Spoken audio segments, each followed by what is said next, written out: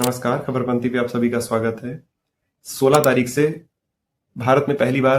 जो कि शुरू हो चुका है एआई समिट, जिसमें विभिन्न देशों के लोग आएंगे और कृत्रिम बुद्धिमत्ता यानी आर्टिफिशियल इंटेलिजेंस और उससे संबंधित टेक्नोलॉजी का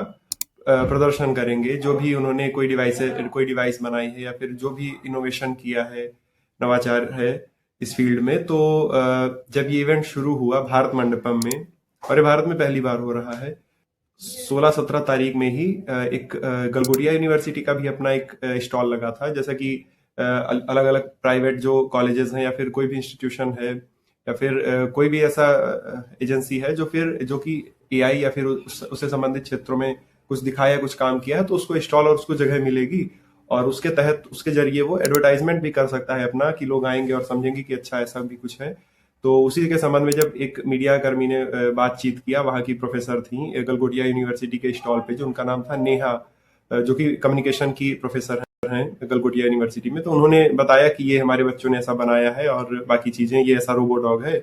रोबोडॉग मतलब रोबोट प्लस जो जो कुत्ते की तरीके से जो रोबोट बनाया है, जो अलग अलग टास्क भी करता है। उन्होंने कहा कि हमारा एक इनोवेशन है, लेकिन जब बाद में वीडियो थोड़ा फेमस हुआ, लोग उसके बारे में जाने, तो पता चला कि वो चाइना का है, जो कि 2 से 3 लाख रुपए में मिलता है, जो कि जिसकी कीमत उन्होंने, नेहा जी ने बताई थी कि करीब 300-350 करोड़ में ओवरऑल उनका जो भी एक्सपेंडिचर हुआ होगा उस पे। तो इसी पे डिबेट होने लगा फिर कि क्योंकि इस समय हम एक ऐसे फेज में हैं जहाँ स्वदेशी की बात हो रही है, और वो रोबोट जब हमारे प्रतिद्वंदी एक हिसाब से चाइना का पता चला, और वो 2-3 साल पहले ही वो उतना उस लेवल का बना के मार्केट में, नॉर्मल मार्केट में बेचने के लिए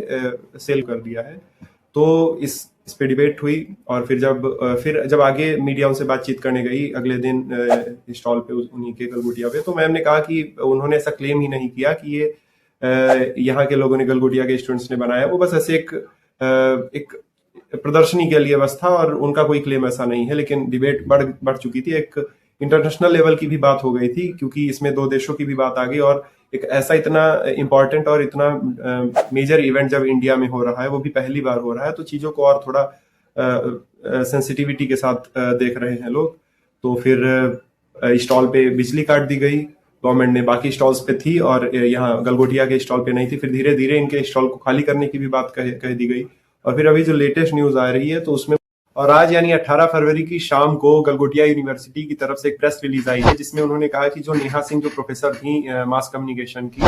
वो इल इन्फॉर्म्ड थी और वो ऑथराइज नहीं थी कि मीडिया से जो भी बातचीत है वो कन्वे करें। तो कहीं ना कहीं गलगोटिया ने अपना जो पलड़ा था वो प्रोफेसर की तरफ से साफ कर लिया है और अपनी शाख बचाने में लगा हुआ है।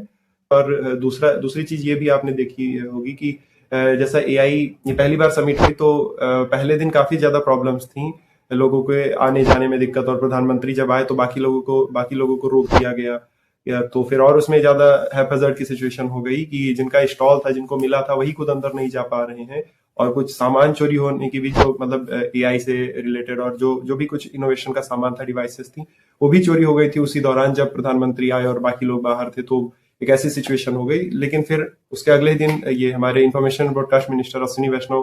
का बयान भी आया था कि उसके लिए माफी चाहते हैं जो भी गलतियां हुई हैं, लेकिन अब आगे की प्रोसीजर थोड़ा आगे का स्मूथ करने का कोशिश करेंगे, और जो भी क्वेरीज, जो भी मतलब प्रॉब्लम्स, कंप्लेंट्स आई हैं उनके पास, उसका वो समाधान कर रहे हैं। तो अब आगे जो कुछ भी होगा